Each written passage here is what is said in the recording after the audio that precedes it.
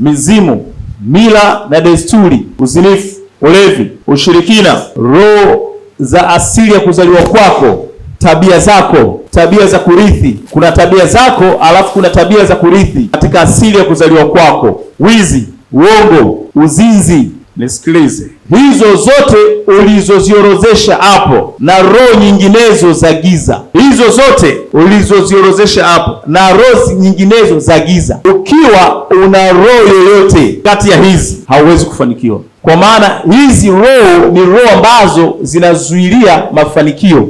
Ukiwa na roho yoyote miongoni mwa hizo roho hautaweza kufanikiwa, kwa sababu hizo roho na roho nyinginezo za giza ni roho ambazo zinazuilia mafanikio, ni roho ambazo zinaharibu mafanikio yako, ni roho ambazo kazi yake kumkatisha mtu tamaa na kumrudisha nyuma. Hizo roho yoyote mojawapo ukiwa nayo hautaweza kufanikiwa, kwa maana hizi roho ni roho ambazo zinapingana na mafanikio. Hizi roho kazi yake kubwa ni kuzuilia mafanikio. Hii roho ukiwa nayo ndani yako, hii roho kazi yake kukufanya usiweze kufanikiwa katika maisha yako. Ukifanya kazi kama una hizi roho hautaweza kufanikiwa kupitia kazi yako. Ukiwa ni mfanyabiashara kama una hizi roho za giza, mojawapo ya hizi roho, hautaweza kufanikiwa kwenye biashara yako. Ukiwa kwenye mahusiano ukiwa na mojawapo ya hizo roho hautaweza kufanikiwa katika mahusiano yako. Ukiingia kwenye ndoa ukiwa na mojawapo ya hizo roho hautaweza kufanikiwa kwenye ndoa yako. Hizo roho kazi yake ni kuzuilia na kuharibu. Kama hana hizi roho hawezi kurogwa akarogeka. Ili uweze kurogwa na kurogeka, lazima miongoni mwa hizi roho mojawapo uwe nayo. Hata ukikuroga uchawi utakupata, lakini wakikuroga kama ndani yako hakuna hizi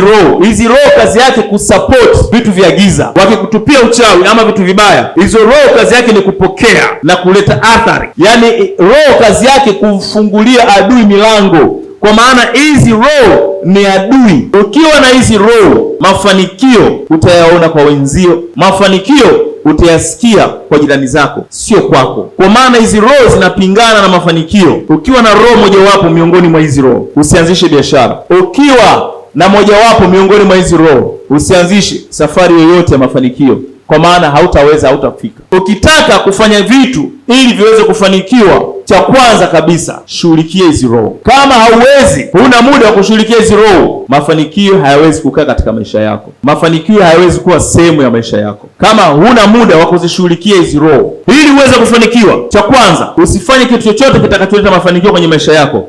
Cha kwanza, ondoa zile roho ambazo zinazuilia mafanikio.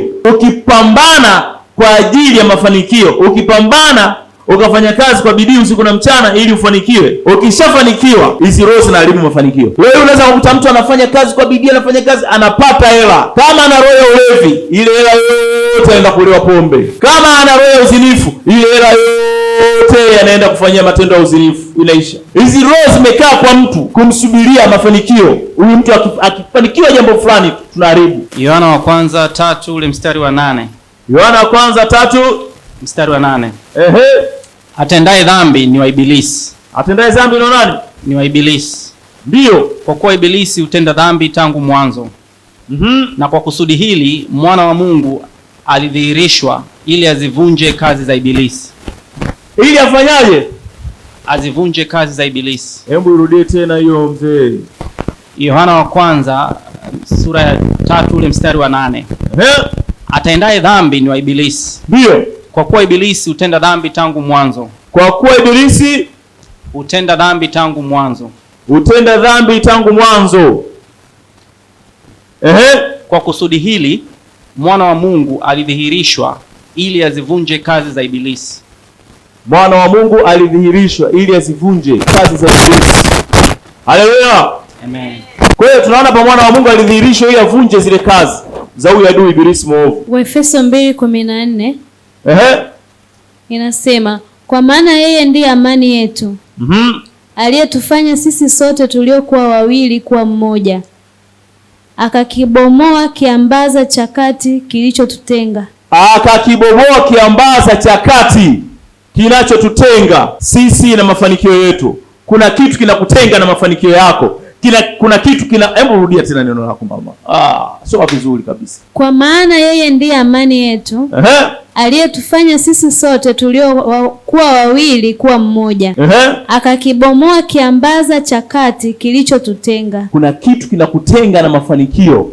Rudia tena hilo neno, hujasikia. Kwa maana yeye ndiye amani yetu. Aliyetufanya sisi sote tuliokuwa wawili kuwa mmoja.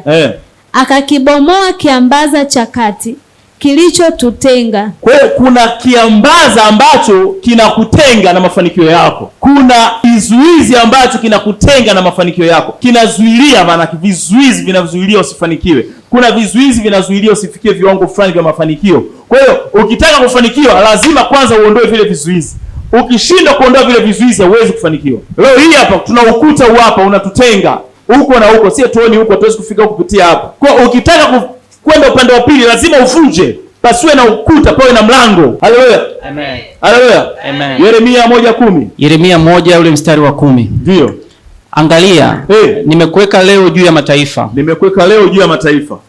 Na juu ya falme. Na juu ya falme. Zote ambazo zinazokuzuilia, falme za giza, zote. Ili kung'oa na kubomoa. Ili uzing'oe na uzibomoe. Ubomoe viambaza. Ung'oe mapando ili kuharibu na kuangamiza. Unaharibu vitu vyote vya giza na kuviangamiza ili kujenga na kupanda. Ili ujenge na upande kupitia neno. Haleluya. Amen. Ndio kazi ambayo tunaenda kuifanya leo. Amen. Kuna vitu vinakufanya usifanikiwe, kuna vitu vinakufanya usisonge mbele, kuna vitu vinakufanya usimiliki na kutawala. Tunaenda kushughulikia hivi vitu. Haleluya. Amen.